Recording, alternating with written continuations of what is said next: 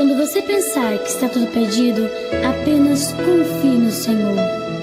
Este é o programa Frente a Frente com o Pastor Ival. O nosso principal objetivo é a edificação espiritual dos telespectadores e internautas, por meio de testemunhos e histórias de vidas, transformadas pelo poder de Deus. Divulguem as nossas programações.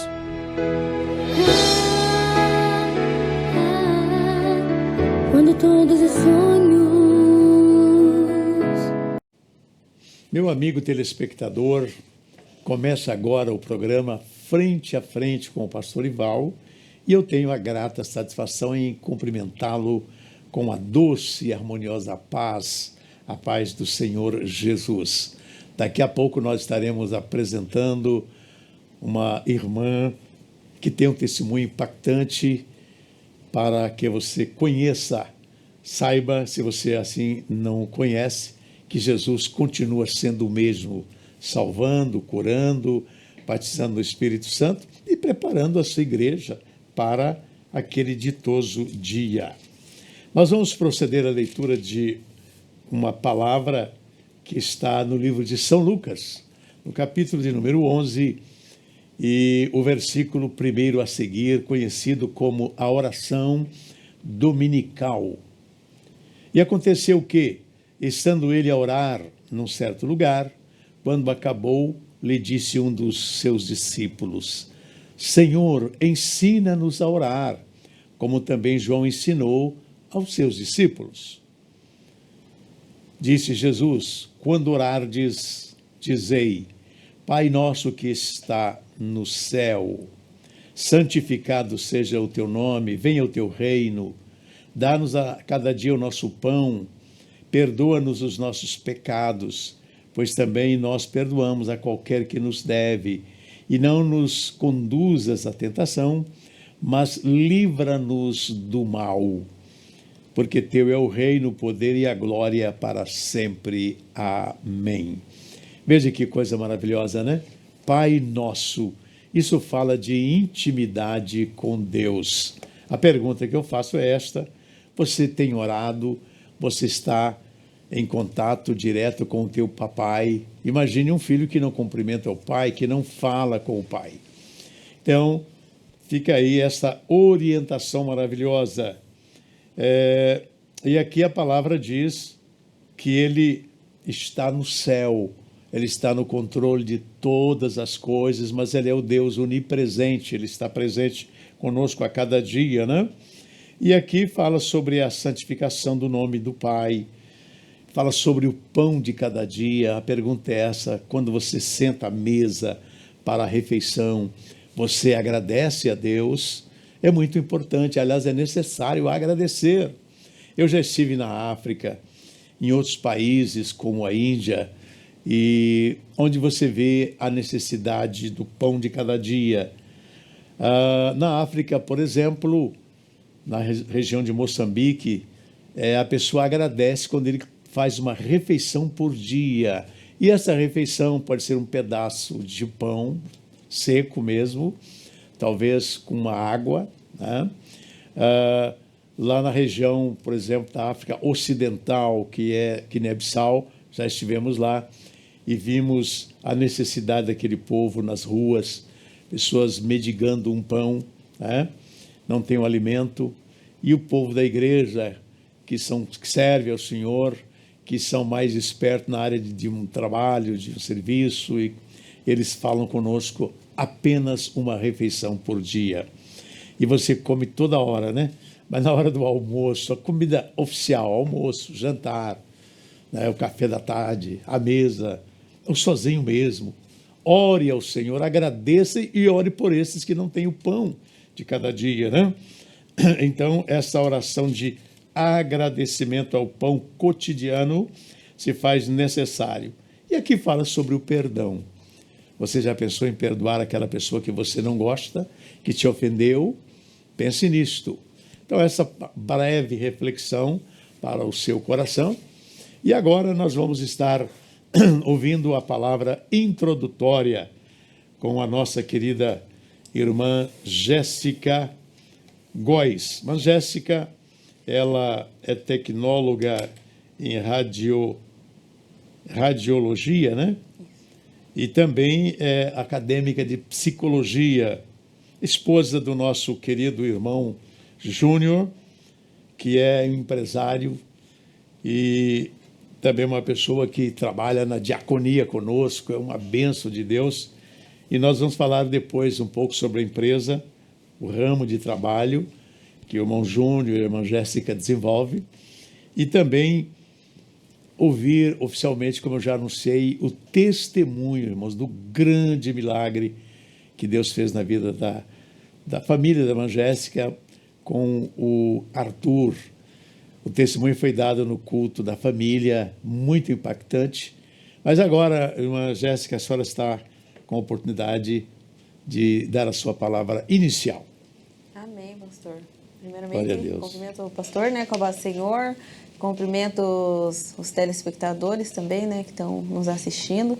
Agradeço pela oportunidade que o Senhor tem me dado, né, para levar esse testemunho adiante, porque às vezes a gente acredita que o Senhor mudou, né, e não é isso que acontece, né, que na verdade mudou fomos nós, né, a forma de como nós se comunicamos com Deus, acreditamos em Deus, a nossa fé, né. Então, agradeço pela oportunidade que o pastor tem nos dado, né, a igreja, e estamos aqui para dar esse testemunho em nome do Senhor, para a honra e glória do nome do Senhor Jesus Cristo. Muito bem, irmã Jéssica. A primeira pergunta que eu faço à irmã, como foi que a senhora conheceu a Jesus, teve a experiência de conversão a Cristo? É muito interessante.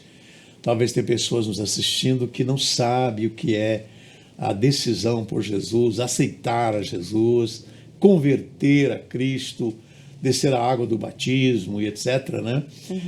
Essa experiência, como aconteceu, irmã Jéssica?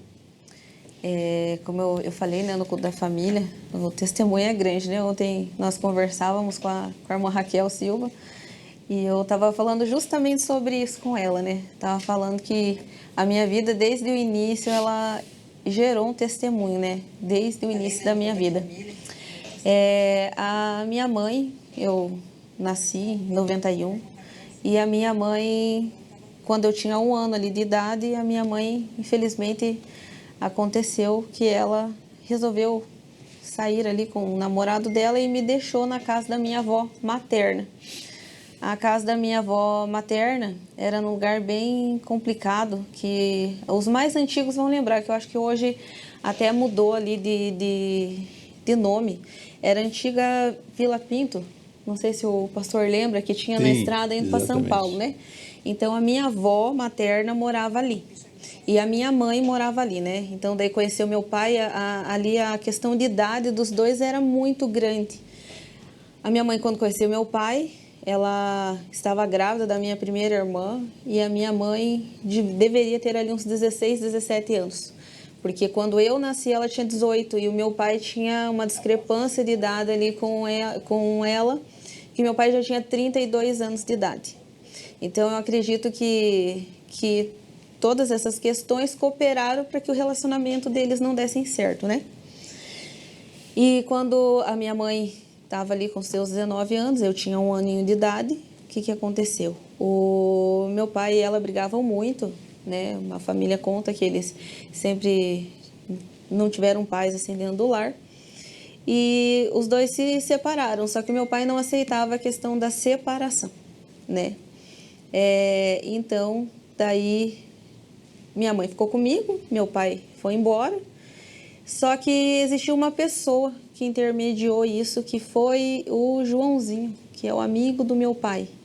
Foi amigo do meu pai por muitos anos, né? Meu pai sempre foi caminhoneiro e o Joãozinho também era caminhoneiro. E teve uma vez que o Joãozinho falou assim, vamos lá ver sua filha, lá na casa da avó, para ver como que ela tá. E o dia que meu pai chegou lá, tinha chovido no meio daquela favela e não tinha chão. Meu pai conta que não tinha chão ali, o Joãozinho me contou a mesma coisa, o Joãozinho é vivo até hoje. E não tinha assim piso, era a terra batida mesmo no chão e tinha chovido. E eu estava ali, no meio daquele barro, no meio daquele chão. E o Joãozinho, amigo do meu pai, olhou para meu pai e falou assim: se fosse a minha filha, eu não deixaria aqui. E através daquela palavra, que eu creio que já era o Senhor ali agindo, né? Que eu acredito que o Senhor realmente me adotou. Quando todo mundo virou as costas para mim, a minha própria mãe, né, virou as costas para mim, o Senhor usou ali a vida dele, né, para falar isso pro meu pai. E meu pai me pegou naquele momento ali na casa da minha avó e me levou para casa. E daí ali começou uma saga na minha vida, né? Que foi a questão ali da minha conversão, porque eu morei na casa de todas as minhas tias. Eu não tinha um lar, né? Todos os meus lares eram provisórios, né? Eu morei um tempo com a minha tia Helena me cuidou, minha tia me levou no médico, a minha tia, né, teve ali todo um cuidado comigo. Depois disso, fui morar com a minha tia Adelair, todas as irmãs do meu pai, da família da parte do meu pai. E ali eu fui crescendo, né, nesse ambiente, que uma hora eu estava na casa de um, outra hora eu estava na casa de outro. Quando eu fiz os meus 6 anos de idade, que a minha avó também, né, que me criou ali também um período, a minha avó já era muito idosa, minha avó já tinha seus 72 anos, então ela não podia cuidar de um bebê que estava doente, né, porque as minhas condições de saúde naquela época eram bem precárias, né, de acordo com onde eu vim, né. E ali eu fui morar com a minha avó ali na Boa Vista e eu morava na esquina da Igreja Assembleia de Deus da Boa Vista. Na época, ali era o pastor... eu não me recordo agora, mas eu sei que o nome da esposa dele era a irmã Rose. A irmã Rose. E o pastor, eu vou lembrar do nome do pastor, daí eu falo pro pastor, mas eu acredito que o pastor conheça, né? O pastor que me pastoreou ali. E daí ali eu sempre ia na escola dominical, né? Quando eu não ia, eles iam me buscar, que eu morava na esquina, então, né, tinha toda aquela questão ali dos pontos que a gente ganhava, toda aquela dinâmica da leitura da Bíblia e tudo, então eles iam me buscar. Eu tinha que ir, e eu ia. E lembro das EBF que eu participava, e ali eu fui crescendo, né? E daí, quando o Senhor falou comigo sobre a questão da minha conversão, eu tinha 7 anos de idade. Eu estava no culto. 7 anos. 7 anos. Eu estava num culto e, como eu falei, pastor, minha família sempre foi meio conturbada. E a minha conversão aconteceu porque eu estava, naquele dia, assistindo um jornal do meio-dia, que meu pai estava assistindo. E quando eu olho para a televisão, quem estava sendo preso ao vivo? O meu irmão. Eu vi o meu irmão sendo preso. E eu tinha 7 anos de idade. E daí ali eu fui para a igreja e eu ficava pensando, falei assim, mas meu Deus, por que meu irmão foi preso, né? E a gente criança não sabe das coisas, né? E ali eu questionava o Senhor e falava com o Senhor por que aquilo estava acontecendo. E daí o pai já ficou meio desesperado, eu vi o desespero, mas eu não entendi o que estava acontecendo. E nós fomos no culto, à noite. E aquele dia eu chorei, eu pedi para Deus que ele tirasse meu irmão daquele lugar, né? Que meu pai tinha falado que era um lugar muito feio e tudo, que ele tinha, né, falado na linguagem de uma criança comigo. E o Senhor ouviu o que eu falei com ele naquele dia. E chegou uma irmã para mim que nos tempos mais antigos da Assembleia de Deus, a gente sempre ganhava aqueles marca-página da Bíblia, com versículos e tudo, né? E ela chegou e entregou um marca-página daquele para mim, eu tinha 7 anos. Mal mês sabia ler. Mas estava escrito lá, entrega o teu caminho ao Senhor, confia nele e ele tudo fará. E ali eu acho que foi o estopim para que eu realmente me convertesse e falasse, Senhor, então a partir de hoje eu entrego os meus caminhos para o Senhor. Aleluia. E eu quero que o Senhor faça de mim aquilo que o Senhor entendeu. Eu sou um vaso e eu estou aqui para que o Senhor E a irmã possa batizou-se fazer. com quantos anos de idade? Eu me Lembra-se? batizei com 13 anos de idade. Me batizei com 13 anos de idade. Muito bem. Lá em Curitiba mesmo? Lá em na Curitiba. sede? Muito bem. 13 Que anos. testemunho maravilhoso, né? Saiu de uma situação complicada para a casa do pai, que era realmente o dever dele, né? Fez uma atitude muito interessante. E não só isso, o encontro, né, que ela teve com Jesus. Mas também, depois, né, claro, na sua idade de casar-se, ela conheceu, então, o irmão Júnior, né? Sim. Como é que foi esse encontro aí? Temos muitos jovens que nos assistem e, às vezes, não sabem como ele pode achar a sua cara metade, como diz o outro, né? E deve ouvir alguns testemunhos. Eu, por exemplo, num congresso, aliás, na inauguração de templo, a Cida foi lá participar de um coral do campo de Telêmaco Borba, isso foi em Açaí, e lá nós nos encontramos e lá começamos a conversar e dali a um ano e alguma coisa deu casamento. Então é interessante, né? E a irmã encontrou com o Júnior na igreja também. Foi na igreja. Ele já serviu o Senhor já? Já, eu falo pro Júnior que ele não teve período fora da igreja, né? Porque ele sempre foi. Sempre né? foi. Sempre foi da igreja, não era da mesma congregação nossa, mas sempre foi criado dentro ali da igreja, né? E a minha história com o Júnior, como a gente se conheceu, pastor, agora a Raquel sabe mais ou menos. Eu não aconselho ninguém a fazer isso, mas é promessa e quando é promessa dá certo. Verdade. Eu conheci o Júnior pela internet. Pela internet. Conheci o Júnior pelo famoso Orkut, que antigamente, hoje é Facebook, né? Antigamente era Orkut, só que já fazia parte de uma promessa que o Senhor tinha falado comigo, né? Através de uma pessoa na igreja, quando eu tinha 14 anos. Porque quando você chega ali na sua adolescência, você começa a pensar no seu futuro, né? O que você quer, o que você vai fazer, como que você vai fazer as coisas, você quer casar, né? Você já começa a formar ali teu castelo, principalmente as meninas, né? Fazem muito isso, né? Os irmãos, eu acredito que já pensam em outras coisas, né? Em adquirir, em profissão, né? Casa, como que vai ser ali a questão de todo aquele manejo, né? Que a cabeça do homem e da mulher é um pouco diferente.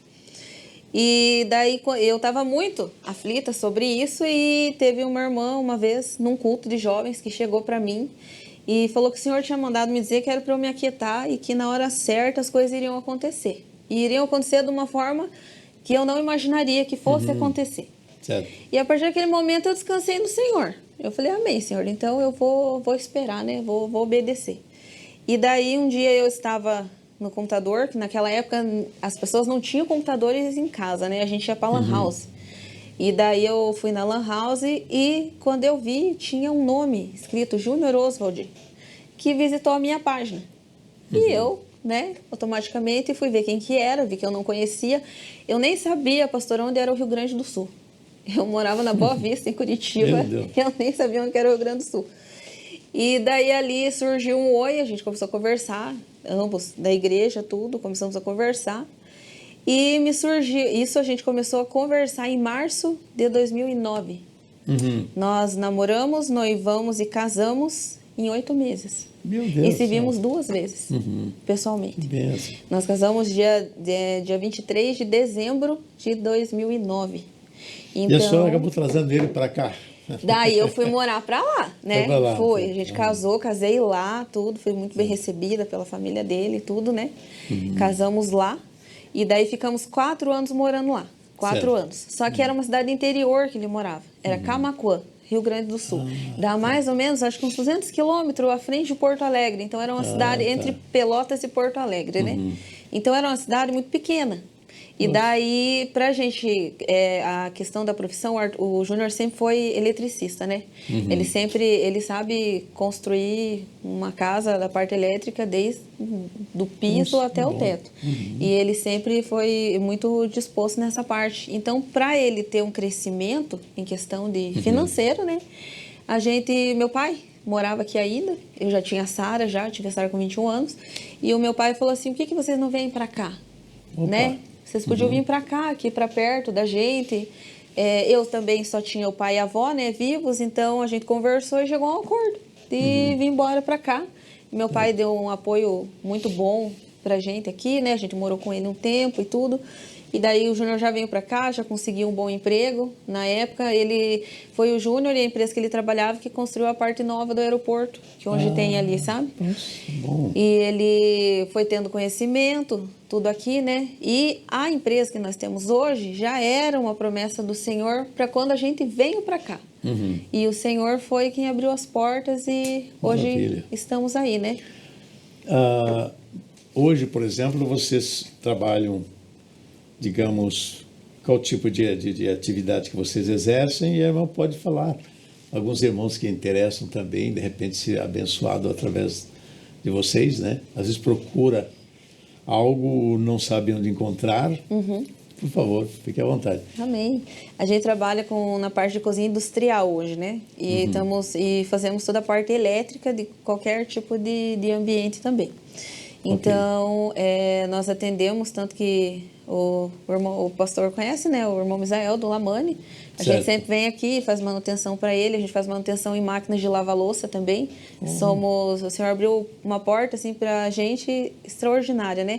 A gente trabalha com marcas grandes, como GR, Volvo. A gente trabalha na Mondelez, né? As cozinhas deles. O meu esposo tudo que cuida, né? Parte da manutenção e tudo. E hoje o Senhor tem aberto uma porta também para a gente mexer em toda a parte de assistência técnica dessas cozinhas, né? A gente tem outra equipe que faz a questão de piso, faz a questão de instalação elétrica, faz a questão de coifa. A gente está agora querendo introduzir a questão de limpeza de coifas, né? Que esses restaurantes precisam, né? E a gente faz a compra e venda de equipamentos industriais também, né? Fogão industrial, geladeira, 3, 4 portas, expositores, né? Tanto frio quanto quente, pista fria, pista quente, toda essa questão que envolve cozinha industrial, a gente trabalha com isso hoje. E qual é o contato de vocês da empresa, por exemplo? Telefone, irmã? O telefone da empresa, né? O nome da empresa é JR, Soluções Industriais, né? JR, hoje, né? Isso, JR. É 999 20 13 31. Ah, ok, muito bem. Isso, é o número do meu Então é esposo. 999 20 20 13 31. JL. JR. JR. R, né? Isso, JR. de Júnior. Ah, JR. Cozinhas Industriais. J de Júnior e R. Só do nome dele. Só do nome dele mesmo. Muito porque- bem. Então fica aí esta informação importante. Trabalham então o irmão Júnior, a nossa irmã Jéssica, são proprietários da empresa JR. Telefone, depois vamos pedir para o irmão Daniel colocar aí em caracteres para nós na tela. 41 999 20 13 31. Qualquer necessidade, você que trabalha no ramo, ligue para a empresa. Geladeiras também. Toda a parte de refrigeração. Toda a parte de refrigeração, tanto quente quanto frio, né? Fogões industriais. Máquina de lavar roupa, essas coisas também. Isso, ainda mais da questão industrial, né? Aquelas máquinas de lavar roupa grandes, né? Que é de lavanderia. Mais para a indústria Isso, mesmo. mais para a indústria mesmo. Muito bem. Então, nós estamos aqui, irmãos, com a nossa querida irmã tecnóloga, irmã Jéssica Góes, serva do Senhor, trabalha na diaconia com o irmão Júnior, seu esposo, e tem sido uma bênção, são atuantes. Sabe aquela equipe que quando termina a festa, muitos vão embora, né? Mas eles são aqueles que pegam até o final, tá junto ali, e Deus tem agraciado a nossa querida irmã, o irmão Júnior, porque vocês são pessoas que dedicam-se nas coisas de Deus, e a palavra de Deus é clara, né? Lá em 1 Coríntios 15, 58. Portanto, meus amados irmãos, sede firmes, constantes, sempre abundantes na obra do Senhor, porque o vosso trabalho não é vão no Senhor, né? E que Deus continue dando essa graça maravilhosa. Esses dias eu vi um testemunho interessante. Um pastor foi pregar numa cidade e ele chegou e alguém o recebeu com muito carinho, disse: olha, o estacionamento é aqui, a vaga é essa, o senhor quer que eu coloque o carro? Ele disse: não, eu mesmo coloco e tal.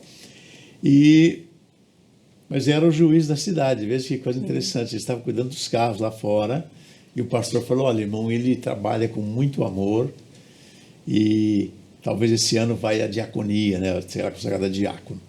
Então é interessante quando você se dedica por amor à causa, né? Independente da posição social e etc. Nós temos o testemunho da irmã Jéssica muito forte, mas eu quero falar algumas coisas aqui aos irmãos e vão mandando as suas mensagens. Estão chegando muitas mensagens dos irmãos para nós, falando aí como estão recebendo o programa Frente a Frente com o Pastor Ival através da TV Mão Amiga, canal 524 da Claro. E também você pode nos sintonizar pelo box da Claro, tá certo? Principalmente aqui na Grande Curitiba, estamos também em Curitiba, e litoral do Paraná, começando por Paranaguá, Matinhos, Guaratuba. A esse povo, nosso grande abraço. E também nós queremos que você mande a sua mensagem, se você está acompanhando, principalmente nessas cidades que entramos agora, Paranaguá, litoral do Paraná, Curitiba, todos podem mandar. Mas às vezes você esquece de colocar a localidade, a localização, mas dessas regiões eu peço, por favor, para nós estarmos mencionando e dimensionando, né, a audiência que estamos tendo para a glória e louvor do nome do Senhor. Nós tivemos, meus irmãos, ontem as irmãs do Círculo de Oração realizaram o ensaio da Regional 1 aqui do campo. Então veja aí, eu estive fazendo uma visita, estive com as irmãs da região 1, né? Veja aí, eu creio que aproximadamente umas 200 e poucas irmãs desta região. São 6 regiões. O nosso alvo é 2.000 mulheres cantando no grande coral, unidas para louvar, cujo evento se dará nos dias 16, 17, 18, 19 do próximo mês de agosto, ali no Parque São José, lugar aconchegante e abençoado. Nós temos ali o cartaz com as maiores e melhores informações. Então estará a irmã Aparecida Borges. Essa irmã vem da parte nordeste do Brasil, não me lembro a sua localização, mas muito usada por Deus. E também o presbítero André Santana pregará na abertura no dia 16, e a obra prossegue avançando. O tema: mulher, não tenhas medo. Quantas pessoas amedrontadas, assustadas, né? Olha, não temas, o Senhor está te falando, não temas porque eu sou contigo, viu? Então, esse evento aconteceu ontem, o ensaio. Parabéns às nossas maestrinas, né? A pastora Thelma e também a irmã Jô, mais conhecida por Jô, são as regentes principais. Também nós queremos dizer que o Círculo de Oração no Paraná tem o seu dia, né? O dia do Círculo de Oração do Paraná, digamos assim, uma lei que foi criada pela nossa querida irmã Mara Lima, nossa deputada, e houve lá um evento muito interessante, onde as esposas de obreiros receberam suas homenagens, e a irmã Thelma representou a pastora Cida. Não sei se temos alguma imagem aí, se tiver, os irmãos podem passar, mas não temos, né? Mas fica aí registrado este momento especial que aconteceu. Também, meus irmãos, algumas mulheres foram homenageadas neste ano, né, com o tema, né, Mulher Destaque. E a minha esposa, irmã Cida, foi a alta bênção de Deus, e ali na Câmara de Vereadores, nós estivemos lá, e até uma parte do nosso coral do campo esteve lá e cantou na Câmara de Vereadores. Foi muito lindo. Umas 10 mulheres aproximadamente, né, participaram, e agradecemos ao vereador Samuel Pinheiro, que foi o autor, né, desta homenagem, desse projeto. Vamos acompanhar. Tem um áudio aí, irmãos? Homenageada Aparecida Alves da Silva.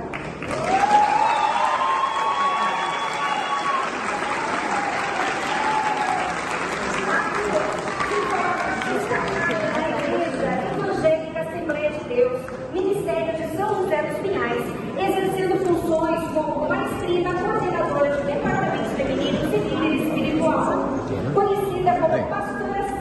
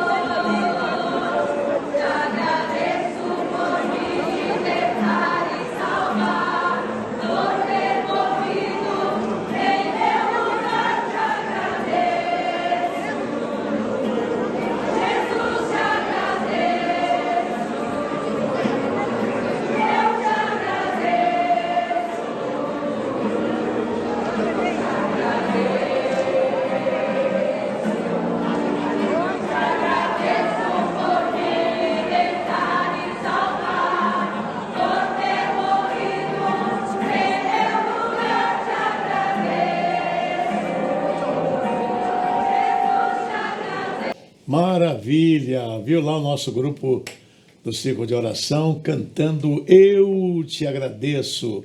Que maravilha! Parabéns, Mancida, pelo seu trabalho na obra do Mestre que lhe proporcionou estas honrarias, né? E nós tributamos, irmãos, a Jesus. Também estava lá a prefeita da cidade, a dona Nina Singer, a qual emocionadamente abraçou a Mancida também. Maravilha, graças a Deus. Sabe, é o trabalho que a igreja realiza em São José. Hoje, com 72 igrejas, com 8 mil e poucos membros, quase 9 mil membros do campo de São José, estamos trabalhando com humildade. Temos aí um grande trabalho missionário, 176 famílias no campo missionário em várias nações da terra. Também nós estamos com o canal de TV, levando a mensagem de Deus. Deus nos deu essa bênção, depois de muita oração, Deus nos deu, Ele é fiel.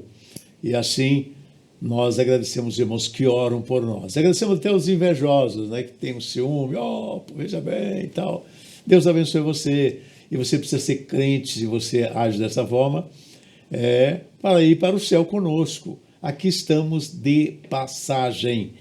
Vamos caminhando em direção ao céu. Também nós tivemos o culto no Dia da Mulher, ocorreu, meus irmãos, no sábado passado, e também foi a homenagem da Thelma pelo seu aniversário, foi uma bênção, casamento também, Cláudio e Thelma, 33 anos de casados, e a nossa filha Raquel também fez aniversário. Engraçado as duas nascerem em anos diferentes, mas no mesmo dia, 6 de março.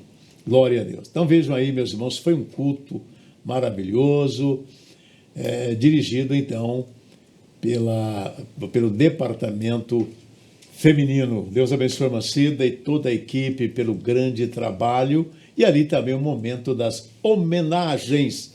Glória a Deus. Eu creio que são essas as informações aos amados irmãos. Domingo foi o culto da família, também foi uma bênção.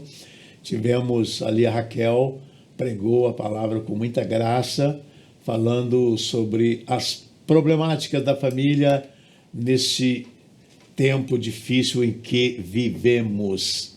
Muito bem, essas informações interessantes, lembrando que hoje é terça-feira e teremos um poderoso, um grande culto da palavra.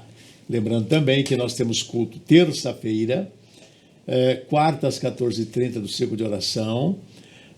Nós temos na quinta-feira o culto da Vitória, uma bênção. Sábado também 19h30 com o departamento da igreja. Domingo de manhã a escola dominical às 9h30. Domingo à noite é o nosso culto, o maior culto da semana, com início às 18h30. Vem aqui para a rua Joinville, 2375, bairro Pedro Moro, em São José dos Pinhais, e receba a bênção do Senhor. Agora, meus irmãos, nós vamos ouvir o testemunho da nossa querida irmã Jéssica, relacionada então à ressurreição do seu filho Arthur. É com a senhora, irmã. Claro que de uma forma resumida, mas conte-nos como Deus fez. Amém, pastor. Pastor, como a gente contou um pouco da história, né? Então os irmãos sabem que o meu relacionamento com meu pai era, né? Era eu, meu pai e a minha avó, né? Era a família que o Senhor me deu e era a família que eu estava feliz, não tinha problema nenhum com isso. Senti falta da minha mãe, até quero deixar uma coisa clara, que ontem chegou uma irmã para mim e me perguntou, né, no ensaio, que a gente estava no ensaio geral, e ela me perguntou se eu perdoei a minha mãe. Ela falou que o que mais impactou ela foi a questão, né, ali de todo o abandono sofrido. Irmãos, eu perdoei a minha mãe, eu não tenho nenhum tipo de mágoa contra a minha mãe, eu amo a minha mãe. Ela não tenho contato com ela porque ela não quer ter contato comigo, né? Então, se ela não quer, eu respeito a decisão dela. E no dia 7 de fevereiro de 2019, o meu pai faleceu, né? Meu pai teve um infarto e ele faleceu. e ele não estava na minha casa, ele morava comigo. O Senhor me deu a graça de, tanto meu pai quanto a minha avó, né, nos últimos dias de vida, quando a gente veio para Curitiba, eu e o Júnior, nós viemos morar para cá. O Júnior nunca se opôs, ele sempre deixou eu cuidar tanto do meu pai quanto da minha avó, né? Meu pai também, né? Meu pai tinha mais saúde, mas a minha avó, por exemplo, faleceu com 95 anos. Então, a minha avó era bem senhora, então eu sempre tive a oportunidade de estar ali presente na vida dela, né? Principalmente nos últimos dias. E o meu pai é a mesma coisa. O Júnior nunca se opôs, sempre se deu muito bem com meu pai. E o meu pai sempre morou ali junto com a gente, né? E nesse dia 7, o meu pai sofreu um infarto. Sofreu um infarto na casa do irmão dele. Ele tinha pedido para mim para ir visitar o irmão. E quando o meu tio me ligou, eu saí de onde eu morava, né, do Boqueirão, e fui até Boa Vista, que era onde meu pai estava, foi o bairro onde eu fui criada. E quando eu cheguei lá, meu pai estava no chão, já estava, né, sofrendo infarto, porque o infarto ele não dá assim na hora, né, ele vai acontecendo aos poucos. Durante aquele dia todo ele tinha passado mal e no outro dia eu iria buscar ele na casa do meu tio. E aconteceu que não deu tempo disso acontecer, né. Então o Senhor levou meu pai. Ali começou uma saga, como eu falei no culto, né? Uma saga de uma guerra que eu propus com Deus, né?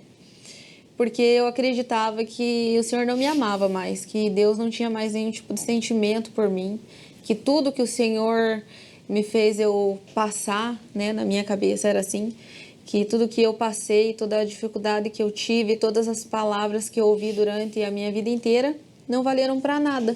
E que tudo aquilo que eu tinha, né, vivido desde o início da minha vida não tinha valido para nada. Era como se Deus tivesse esquecido de mim, literalmente. E ali, eu acredito que o luto, você cai a ficha do luto depois que você passa por toda aquela turbulência, né? De ir na funerária, de fazer todos aqueles trâmites. E daí, quando realmente fui para minha casa, que eu vi a cama do meu pai arrumada e caiu a ficha para mim, que ele nunca mais ia deitar ali naquela cama, ali para mim o meu mundo acabou, o meu mundo desabou.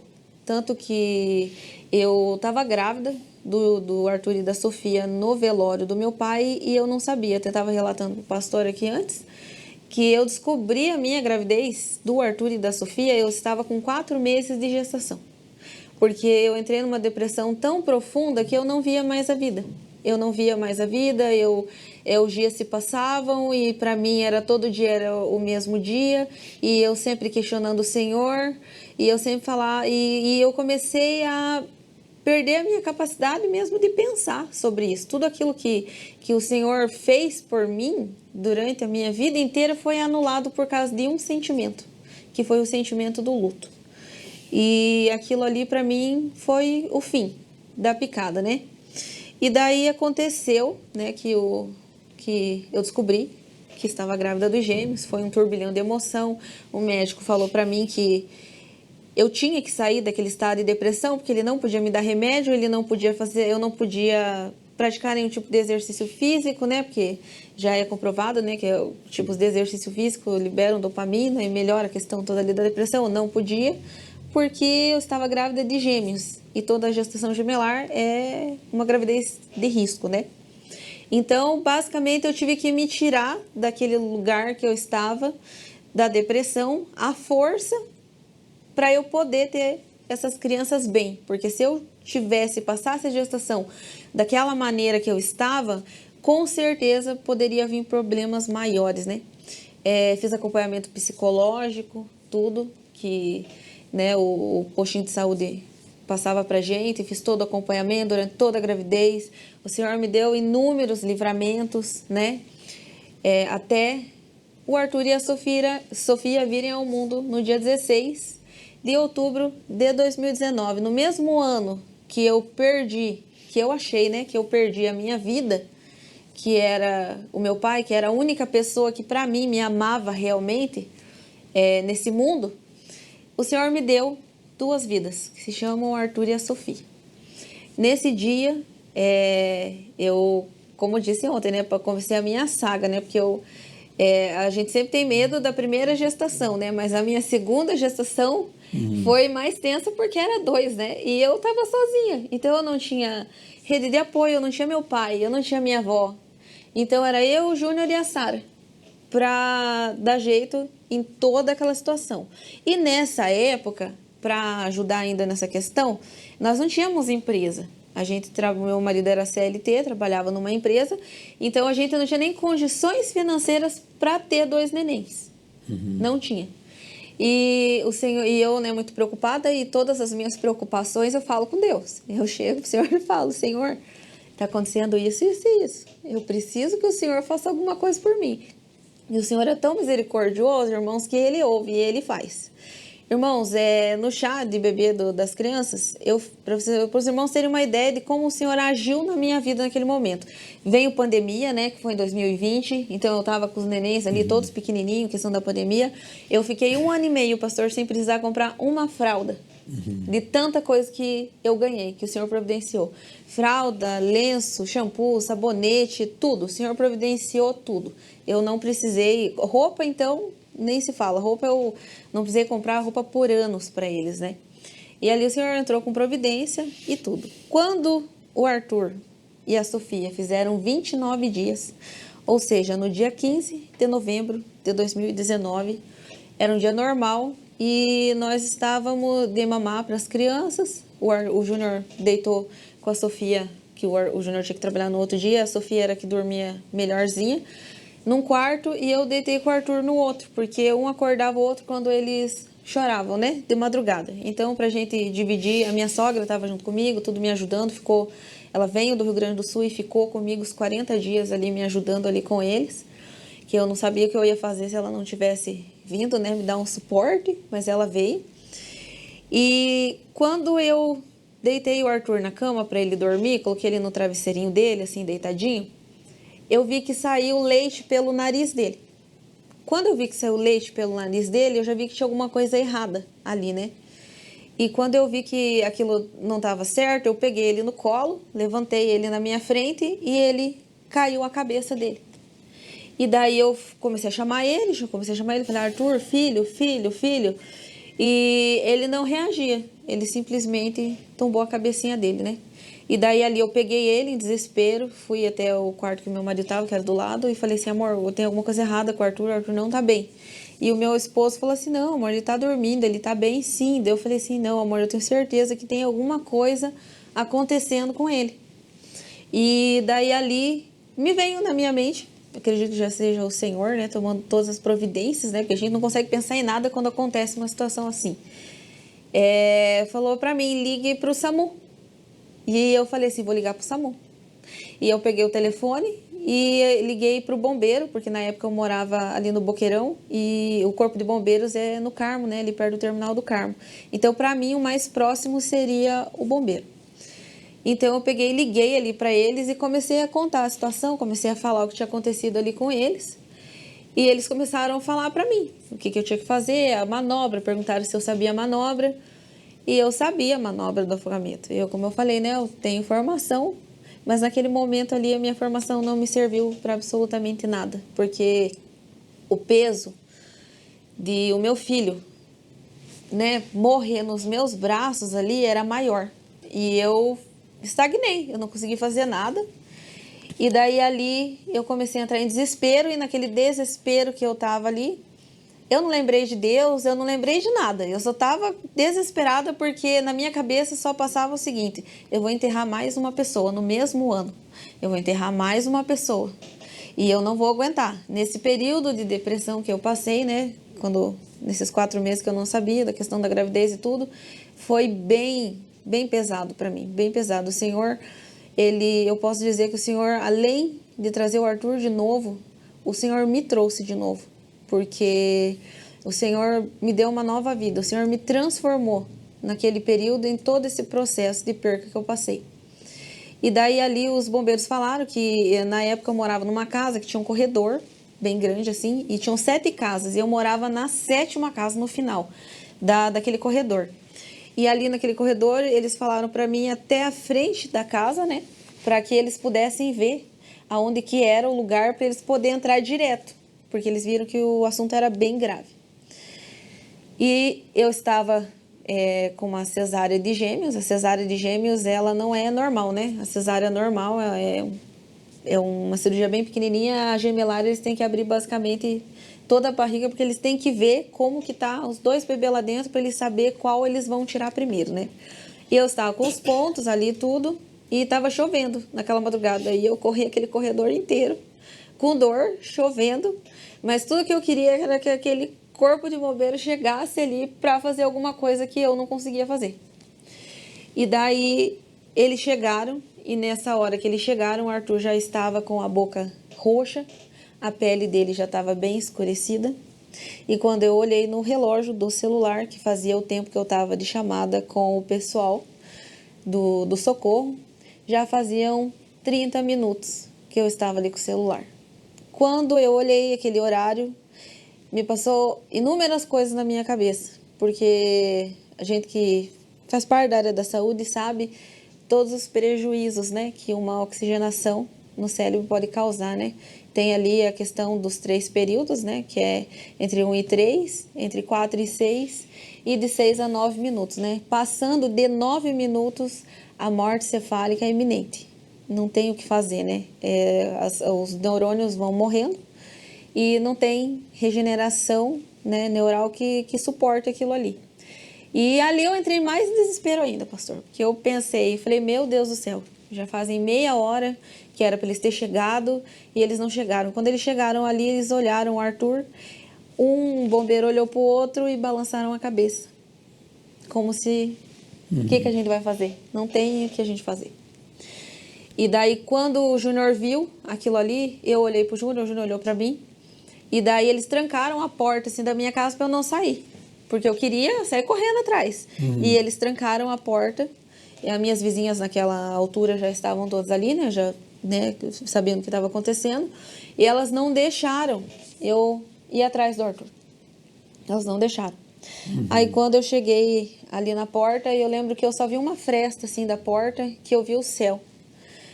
E quando eles pegaram e levaram o Arthur para fora, eu clamei ao Senhor. E fazia tempo que eu não falava com Deus, pastor. Eu só questionava, só abria a boca para perguntar as coisas, mas adorar, agradecer, né? Ser um cristão de verdade, ter gratidão por tudo aquilo, fazia tempo que eu não conversava com Deus, sabe? E aquela hora ali eu olhei para o céu e falei assim, Senhor, o Senhor vai fazer eu enterrar um caixãozinho desse tamanho? Falei, Senhor, se for da tua vontade, amém. Mas isso eu falei gritando, né, dentro da minha sala. Mas se o Senhor levar ele, o Senhor me leva também, porque eu não vou aguentar. Eu não vou suportar. Não me faça passar por isso. E daí ali eu olhei assim para o céu e gritei, falei, Senhor, a tua palavra fala que eu vou olhar para os montes e da onde vai vir o meu socorro. Falei, Senhor, eu clamo, Senhor, e eu estou pedindo socorro, Senhor, porque não tem mais o que eu faça. Senhor, me socorre. Eu gritei ali na minha sala, e quando eu gritei na minha sala isso, eu escutei uma voz de uma mulher no corredor, né, que era de madrugada, estava tudo bem silencioso, e aquela mulher falou assim, chama a mãe e diz para a mãe que ele voltou. E daí eu peguei e saí correndo, sabe? Tirei todo mundo da minha frente e saí correndo, e quando eu cheguei na frente da minha casa, tinha uma ambulância com UTI, toda equipada, atrás do carro do bombeiro. A ambulância que eu não chamei, eu chamei os bombeiros, né? E daí até eu trouxe a foto que ele tá com oxigênio, a médica colocou oxigênio e tudo nele, né, para ele respirar ali. E daí, pastor, o que aconteceu? Eu entrei dentro da ambulância e a moça, a médica que estava ali, né, chorando, falou para mim assim, mãe, você acredita em Deus? E eu falei assim, acredito. Por mais que o meu relacionamento com ela estivesse me abalado, eu ainda acreditava.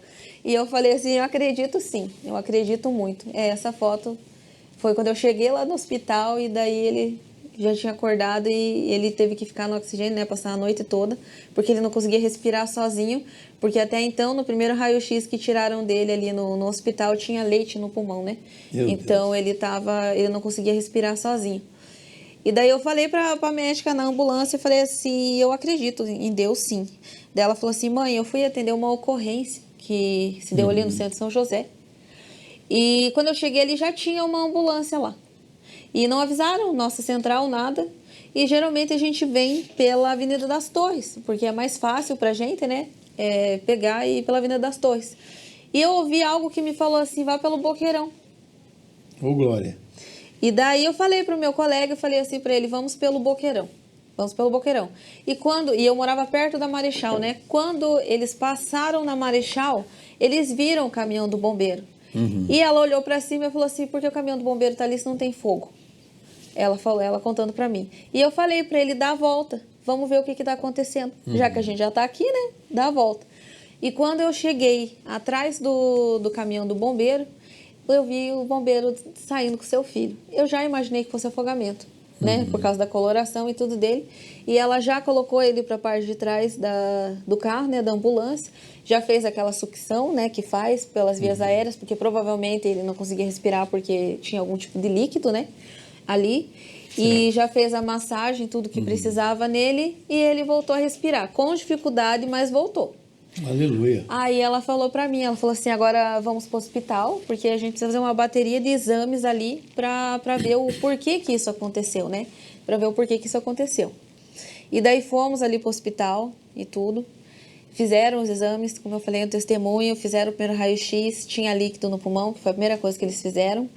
Aí no outro dia ali, fizeram todo tipo de exame que o pastor possa imaginar, eles fizeram nessa criança para entender o porquê que isso tinha acontecido.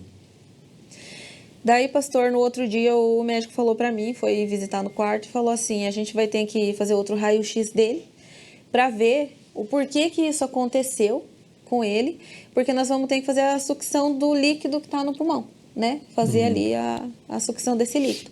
E daí a gente precisa saber onde que tá e tudo, então eu preciso que você faça outro raio-x. Desci lá pro raio-x, fiz outro raio-x, aí o médico sobe no quarto de novo e fala assim pra mim, mãe, foi o fulano de tal que fez teu raio-x? Eu falei, foi. Tem certeza que ele fez o raio-x certo? Eu falei, fez, professor. Fez sim, doutor. Eu conheço, sei como que faz o exame. E eu tava junto, fui eu que segurei ele e tudo. Não, mas eu preciso que você desça lá e faça outro. Deu, mas por quê? Dele, não, só pra eu tirar uma dúvida. Descemos novamente lá e fizemos o terceiro raio-x dele. Quando subimos, o médico falou assim, mãe, eu não tô entendendo. Esse aqui é o raio-x dele de ontem. A mãe tá vendo que tem líquido aqui no pulmão. Eu falei, sim. E esse é o de hoje. Não tem nada mais. Aleluia. Não tem mais nada. Não tem mais o que fazer. A gente não vai precisar submeter seu filho a nada. E daí ele falou pra mim, ele pegou e disse assim pra mim, olha, eu não tô entendendo. E daí eu falei pro médico, falei assim, olha, o senhor falou pra mim que não fazia obras incompletas. Aleluia. E daí o médico ali olhou pra mim e falou assim, amém. Então se a tua fé é tão grande desse jeito, então amém, né? E daí ali, o Arthur ficou ali, nós tivemos que ficar em observação durante 24 horas, eles não deixaram a gente sair por conta do tempo que ele ficou sem respirar e tudo, né? E eles fizeram todos os exames e o médico falou pra mim que ele ia ficar com sequelas. Porque não existe na medicina uma criança, qualquer ser humano, ficar tanto tempo sem oxigenação no cérebro e não sofrer nenhum tipo de problema. E daí ali eu falei pra ele, não, o senhor pode mandar embora porque não vai acontecer nada. Daí ele falou assim, não, eu vou fazer um termo pra você, que eu quero que você venha durante 2 anos aqui. E eu quero acompanhar o Arthur de 6 em 6 meses. Porque eu preciso descobrir o porquê que você tá falando pra mim que não vai acontecer nada.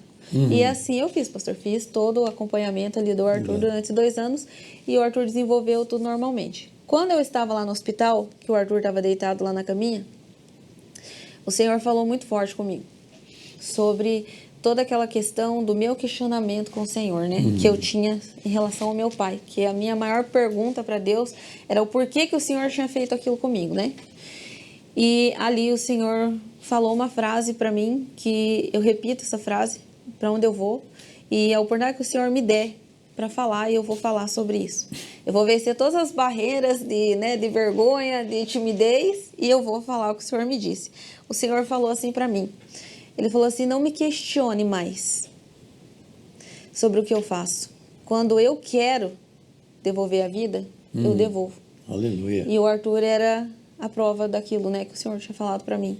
E quando Que eu não bênção, hein? quero fazer, não me questione. Aleluia. E ali eu entendi que, às vezes, a gente acha que o Senhor está fazendo alguma coisa de ruim para a gente, né?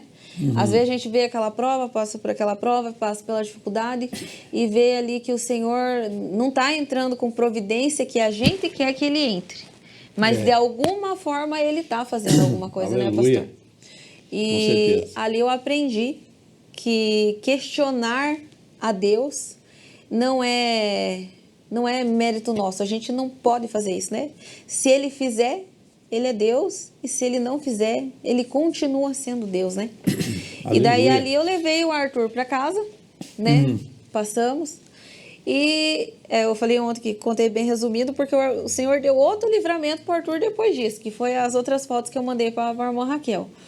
Eu fiquei com medo, aterrorizada de ficar com o Arthur sozinha em casa e com a Sofia. Aí a minha sogra falou para mim assim, então vamos com as crianças para o Rio Grande do Sul. Fomos para o Rio Grande do Sul com as crianças, porque daí o Júnior trabalhava, e eu fui e fiquei lá 2 meses na casa da minha sogra. E o Arthur não dormia, não comia, o Arthur não se desenvolvia, ele sempre ficava daquele tamanho mesmo que ele estava. E eu falava com o Senhor, falava, Senhor, o Senhor me devolveu ele, o Senhor me deu ele. E tem alguma coisa de errado com essa criança, ele só chorava, ele era daquele tamanho dele, ele não crescia mais. E a Sofia não, a Sofia tinha um desenvolvimento perfeito. Ela mamava, ela dormia, dava banho, uma criança totalmente normal.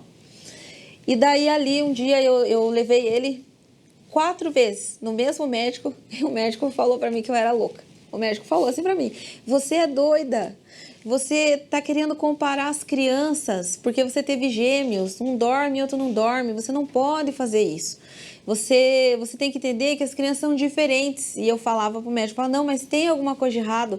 Ele não dorme direito, ele né, não é uma criança normal. Eu durmo 1h30 por noite, eu tenho que ficar com ele no colo. Quando eu dou banho, ele chora. Que criança que chora quando dá banho? Né? Ele era um recém-nascido.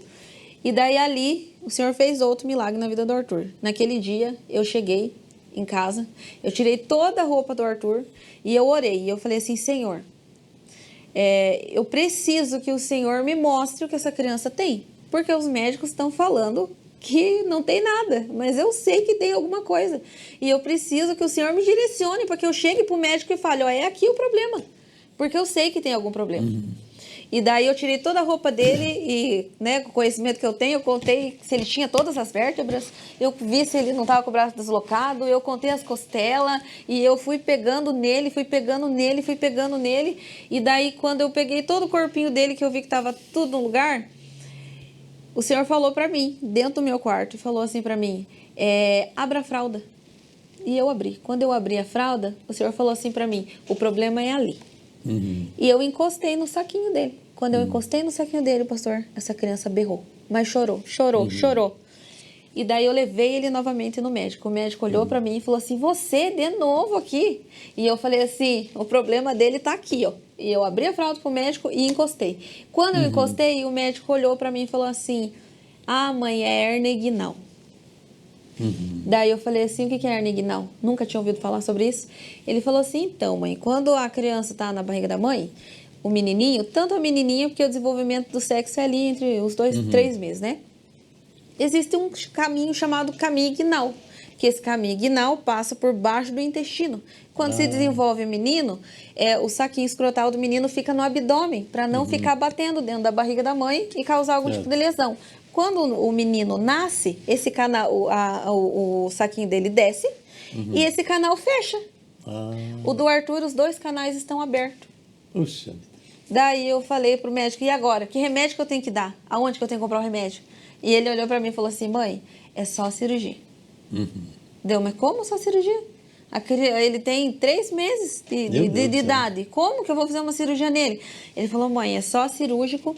E a dor dele é porque como os canais dele inguinal estavam abertos, o intestino passa por cima. Então o intestino dele entrou dentro do saquinho dele, fazia a volta, saía, fazia a volta no outro e saía. Então a dor que ele sentia era muito grande. E o médico falou assim, se você não fizer essa cirurgia nele logo, provavelmente o intestino dele se rompa dentro do abdômen e ele vai ter uma infecção generalizada e vai vir a óbito. Meu Deus do céu. Mas outra prova. Outra prova. Dura, né? Poucos dias depois. E daí, nisso, eu estava no Rio Grande do Sul, né? Porque eu tinha ido lá para casa da minha sogra. E ali no Rio Grande do Sul, eles negaram a cirurgia do Arthur, que era de emergência. Porque o Arthur não tinha nascido no estado. Meu Deus do céu. E daí, ali, começou outra saga, né? Porque nós tínhamos comprado uma passagem de avião de ida e volta. E daí, pra gente voltar e remarcar essa passagem de avião, era um absurdo, né? Porque eram 5 dentro do avião, né? Era um absurdo. E daí, ali, o médico só me ensinou a colocar a hernia dele pro lugar de novo e falou assim, ó, quando vocês chegarem lá em Curitiba, vocês estão no hospital referência, que é o Pequeno Príncipe, e lá eles vão fazer tudo. Eu fiquei, pastor, 14 dias colocando a hernia do Arthur no lugar, para que ela não estourasse, e orando e pedindo misericórdia para que nada acontecesse durante esses 14 dias, até a gente voltar para Curitiba, né? Mandei as fotos e tudo certinho da ecografia, mandei a ecografia para a médica daqui, tudo do posto de saúde, e ela falou, não, Jéssica, a hora que você chegar aqui, você já venha diretamente no posto, e a gente já vai encaminhar você. Eu cheguei em Curitiba e no mesmo dia já fui no posto, a doutora Marisa, que foi um anjo do Senhor na minha vida, essa médica que o Senhor colocou, o Senhor preparou tudo, né? Até a médica. Ela já estava com o papel do encaminhamento do Arthur preparado, já eu só peguei e fui direto para o Pequeno Príncipe. E daí ali no Pequeno Príncipe, eu tive que ficar com ele das 7 da manhã até as 7 da noite, para dar o tempo todo, né, de jejum que ele tinha que ficar e tudo. E ali o Arthur fez a primeira cirurgia dele. Abriram basicamente toda a barriguinha dele na parte de baixo, como se fosse uma cesárea mesmo. E costuraram os dois, né, as duas hérnias que ele tinha. E assim, pastor, o Arthur, depois daquele dia, até tem uma fotinha ali, ó, que essa é o curativo, que era o tamanho da barriga dele, né? Esse foi o curativo que eles fizeram. Tem uma fotinha ali dele dormindo, que foi... essa foto foi a primeira noite que eu vi o meu filho dormir desse jeito, pastor. Bem com paz, agora, tranquilo, né? E sem dor nenhuma. E ali que pena, o Senhor... irmãs, Jéssica, que o nosso horário já ultrapassou. Testemunho muito maravilhoso. E você que está nos assistindo, saiba que Deus é o mesmo. Se você está passando por um problema difícil de resolver aos teus olhos, saiba que o nosso Deus, Ele está no controle de todas as coisas. E agora nós vamos estar fazendo uma oração. E ore comigo agora, meu querido irmão. Pai Celestial, te louvamos pelo testemunho da nossa irmã Jéssica, também do irmão Júnior, seu esposo. Abençoa esta família abençoada, a empresa deles. Continue estendendo a mão salvadora, poderosa. E que esse testemunho do Arthur possa impactar muitas vidas, que haja muitas curas e conversões a Ti. Ó, meu Deus, eu abençoo a cada um que nos acompanha agora. Fazemos isso na autoridade do Teu nome e para a glória de Jesus Cristo. Amém. Deus abençoe vocês. O nosso abraço. Fiquem com Deus.